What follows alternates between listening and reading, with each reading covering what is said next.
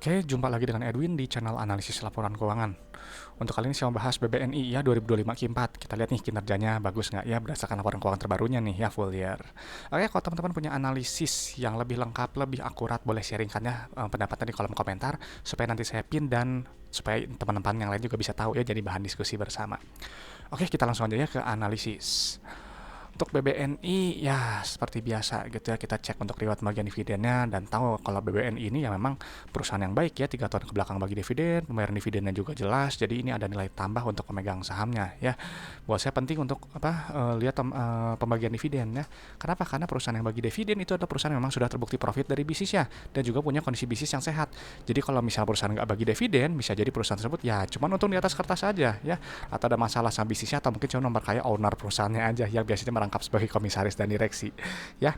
Oke, jadi BNI ya kita layak untuk dilihat lebih lanjut ya. Ini selalu seperti saya sampaikan, untuk perbankan saya nggak pernah bahas rasio perbankannya ya, jadi teman-teman analisis lebih lanjut aja sendiri ya untuk rasio perbankan. Dan untuk format Excel ini memang pakai yang seperti biasa aja ya, yang non bank. Oke, kita cek dulu untuk pertama untuk kas tarakasnya dulu. Ya, selalu cek kita kas tarakas. Kenapa? Karena kas tarakas ini adalah jumlah uang yang ada di dalam dompet perusahaan. Ya, uang ini punya fungsi untuk bayar operasional, ekspansi, dan juga untuk bayar pinjaman ke bank. Ya, jadi nilainya jangan terlalu sedikit. Karena kalau terlalu sedikit bisa jadi perusahaan kesulitan dalam bayar operasionalnya atau ekspansinya atau mungkin pinjaman ke banknya. Ya, jadi selalu dicek setiap kuartalnya. Dan untuk posisi kas tarakasnya ini memang turun sekitar 357 miliar ya. Jadi ya nanti detail kita cek di laporan arus kasnya. Oke, selanjutnya kita cek untuk saldo labanya dulu ya, saldo laba gitu.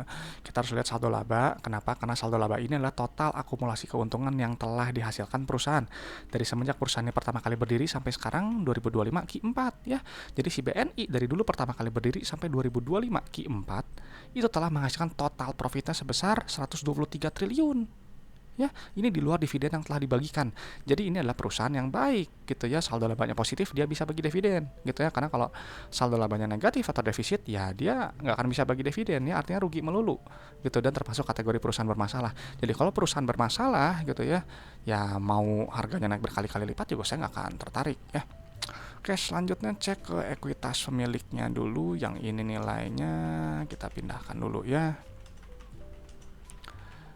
Oke, oke ya, ini kita lihat ya untuk rasio saldo laba terhadap modal awalnya 2,36 ya, artinya si BNI ini telah menghasilkan profit itu sebesar 2,36 kali modal awalnya ya. Jadi ibarat teman-teman punya bisnis modal 1 miliar itu telah profit 2 miliar 360 juta ya. Ini bagus, udah balik modal, udah di atas 1 ya. Lalu PPV sedikit cukup murah ya di 0,97 gitu per 6 Februari dengan potensi profit ya 2% ya, 2,6% kalau dia mencapai ke book value-nya gitu. Oke, selanjutnya kita cek ke laporan laba rugi ya, kita lihat kinerjanya. Pendapatannya dulu ya, kita harus lihat pendapatan karena ini adalah pos keuangan yang menunjukkan pertumbuhan perusahaan ya. Jadi perusahaan yang baik yang bertumbuh ya pendapatannya cenderung naik ya. Kalau di sini ada pendapatan bunga gitu, dan untuk kinerja pendapatannya ini naiknya tumbuh sekitar 4% atau nilai 2,8 triliun. Ya, bagus ini.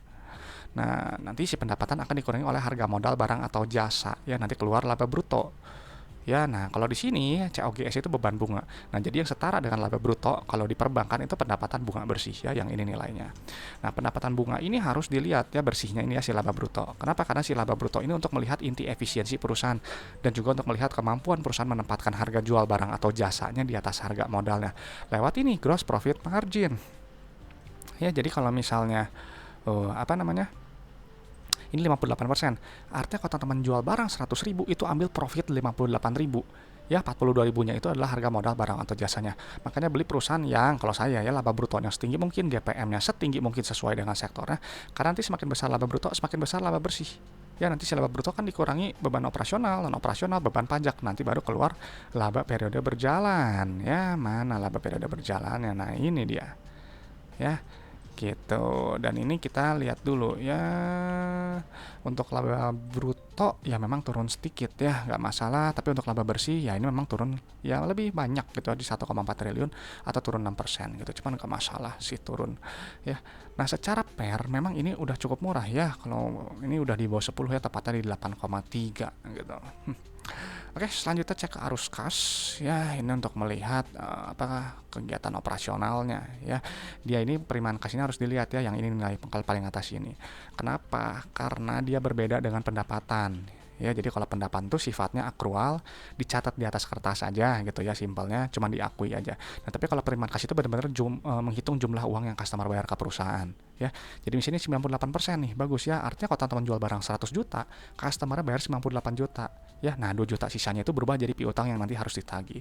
Penerimaan kas ingat harus tinggi ya. Kenapa? Karena si uang kas tadi kan punya fungsi untuk bayar operasional, ekspansi, dan juga untuk bayar pinjaman ke bank ya. Ingat. Nah, sekarang jadi si penerimaan, dia bilang penerimaan pendapatannya 6,69 T, penerimaan kasnya 68,4 T ya. Nah, ini kita gunakan untuk bayar operasional dulu ya, bayar beban bunga ya, operasional lah dan seterusnya. Nanti keluar CFO yang pertama untuk yang perbankan ya. Yang ini ya, haruskah sebelum perubahan dalam aset dan liabilitas operasi. Ini adalah CFO perbankan. Ya, jadi ini harus dilihat dulu. Ya, ini yang paling penting ya. Kalau CFO yang kedua ini untuk berkaitan dengan ekspansi kredit ya. Nah, ini nilai positif ya, bagus, artinya bisnisnya menghasilkan uang tunai ya. Jadi uangnya nggak cuma habis hanya untuk bayar operasional ya.